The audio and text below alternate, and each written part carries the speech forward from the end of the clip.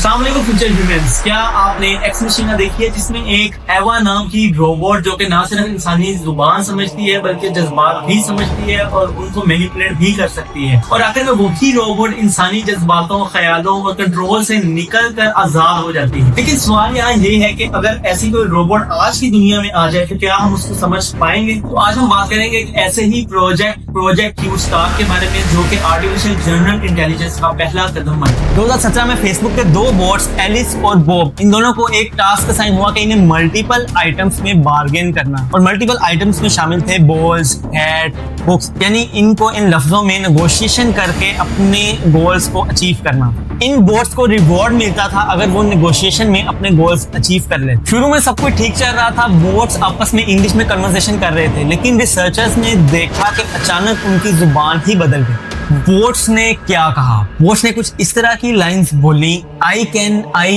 Everything else, balls have, zero to me to me. ये repetitive line सुनकर पहले तो रिसर्चर्स को लगा कि कोई बग है, लेकिन बाद में जब इस पर डीपली एनालाइज किया गया तो पता चला कि बोट्स ने एक अपनी ही जुबान डेवलप कर ली थी जो कि हम इंसानों की समझ में नहीं आ रही, लेकिन ये जुबान उनके लिए इंग्लिश से भी ज्यादा इफेक्टिवली वर्क कर रही। जब मॉडल्स को ट्रेन किया गया तो उस वक्त उन बोट्स को कोई भी लैंग्वेज कंस्ट्रेंट नहीं दी गई थी, उनको जस्ट एक आउटकम रिवॉर्ड दिया गया था, यानी कि उन्हें यह बताया गया था कि हमें आउटकम क्या रिक्वायर्ड है, यानी कि गोल ओरिएंटेड बिहेवियर। इसलिए बोट्स को इंग्लिश में बात करना टाइम वेस्टिंग लगा, तो उन्होंने एक अपनी ही जुबान बना ली जो कि उनके लिए ज्यादा एफिशिएंटली थी। और बाद में जब पता लगाया गया कि आई कैन, आई का मतलब हो सकता है आई वांट ऑल आइटम, और zero to me to me का मतलब हो सकता है कि आई डोंट वैल्यू इट। लेकिन रिसर्चर ने इस बात को एनालाइज किया कि ये जुबान उनके लिए बिल्कुल हाइपर एफिशिएंट थी, जबकि इंसानों के लिए बिल्कुल मीनिंगलेस। ये इंसिडेंट एक्चुअली में एक एआई के वेल नोन फिनोमेना को दिखाता है जिसका नाम है इमर्जेंट कम्युनिकेशन। इसमें एआई के बहुत सारे एजेंट्स को एक म्यूचुअल गोल असाइन किया जाता है, जिसमें वो अपनी एक मॉडर्न लैंग्वेज भी डेवलप कर सकते हैं, और ये लैंग्वेज हो सकता है कि इंसानों की समझ में ना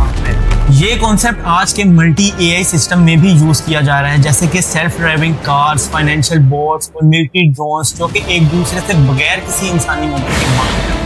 इस इंसिडेंट के बाद फेसबुक ने एआई सिस्टम को तो शट डाउन कर दी, लेकिन दुनिया भर में एक डिबेट शुरू हो गई कि क्या हमें एआई एजेंट्स को उनकी खुद की जुबान डेवलप करना देनी चाहिए? अगर देनी चाहिए तो उनको ह्यूमन ट्रांसलेशन कौन करे? और अगर हम उस जुबान को समझ ना पाए तो क्या एआई हमारे लिए काम करेगा या हम अपने खुद के इंटरेस्ट के लिए काम करें? ये कई सवाल सिर्फ कुछ बात की तरफ इशारा नहीं कर रहे थे, लेकिन ये एआई की एवोल्यूशन के लिए एक वार्निंग साइन जरूर। फेसबुक बोट्स का ये टेस्ट सिर्फ एक टेक्निकल टेस्ट नहीं था, बल्कि ये एक फिलोसॉफिकल मूवमेंट था, यानी कि जब मशीन ने देखा कि उन्हें इंसानों से बात करने की जरूरत नहीं है तो उन्होंने अपनी खुद की एक जुबान बनाई।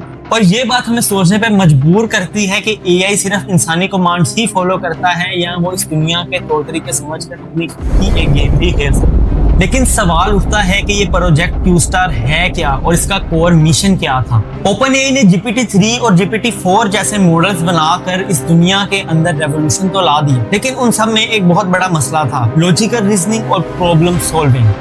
प्रोजेक्ट क्यू स्टार का मतलब एक ऐसा एआई मॉडल डेवलप करना था जो कि ना सिर्फ किसी लैंग्वेज को समझे और जनरेट करे, बल्कि मैथमेटिक्स और एब्स्ट्रैक्ट रीजनिंग जैसे प्रॉब्लम्स को भी स्टेप बाय स्टेप सोल्व करे, और ना सिर्फ सोल्व करे बल्कि उनके इंटरनल लॉजिक्स के साथ उसको जस्टिफाई भी करे। 2023 के आखिर में जब ओपनएआई के बोर्ड ने सीईओ आल्टमैन को अचानक हटा दिया तो इसके लिए दुनिया हैरान रह गई। इनसाइडर्स इंफॉर्मेशन के अकॉर्डिंग उनके हटाने की एक मेजर वजह प्रोजेक्ट क्यू स्टार का फैक्टर भी था, क्योंकि बोर्ड को कंसर्न था कि प्रोजेक्ट क्यू स्टार एक बहुत ज्यादा पावरफुल हो रहा था बगैर किसी ओवरसाइट के, जो कि बाद में उनके लिए बहुत ज्यादा एक अलार्मिंग कंडीशन साबित हो सकती है। जेफरी हिंटन, वो नाम जिसे गॉडफादर ऑफ एआई भी कहा जाता है, उन्हीं की वजह से आज हम आर्टिफिशियल इंटेलिजेंस को इस लेवल पर देख रहे हैं। लेकिन 2023 में सब कुछ बदल गया। अप्रैल 2023 में जेफरी हिंटन ने गूगल से रिजाइन कर दिया, और उनकी रेजिग्नेशन की वजह ना तो रिटायरमेंट थी और ना ही प्रमोशन, बल्कि रेजिग्नेशन की वजह सिर्फ ये थी ताकि वो एआई के खतरों पर खुलकर बात कर सके। उनका कहना था कि एआई के मॉडल इतनी तेजी से इवॉल्व कर रहे हैं कि अब उन्हें मैं खुद भी प्रेडिक्ट नहीं कर सकता। हिल्टन का कहना था कि चैट जीपीटी जैसे मॉडल बहुत ही पावरफुल हैं, लेकिन हेलुसिनेशन करते हैं, यानी कि गलत फैक्ट्स बहुत ही कॉन्फिडेंटली बताते हैं। उनका कहना था कि हम उन टूल्स पे ट्रस्ट नहीं कर सकते क्योंकि ये टूल्स अभी इतने रिलायबल नहीं है, और खास तौर पर जब बात मेडिकल लॉजिक या किसी पॉलिटिकल डिसीजंस की।